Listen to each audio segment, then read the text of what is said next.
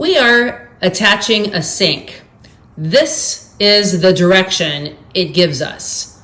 Now, when you get the actual piece, there is a kind of fat part. There's a straight up and down part, and it looks like this.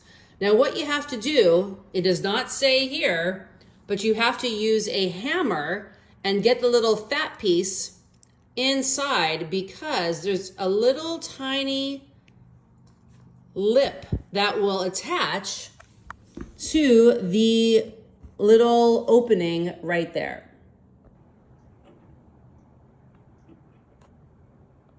The other ones are right here.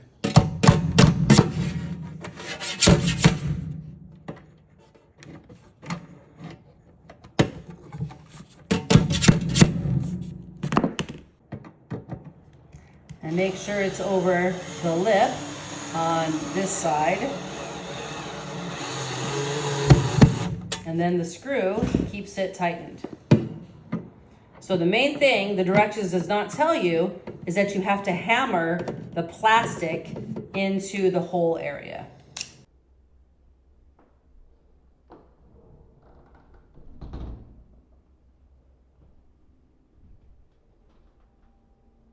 Projects with Paula. Subscribe.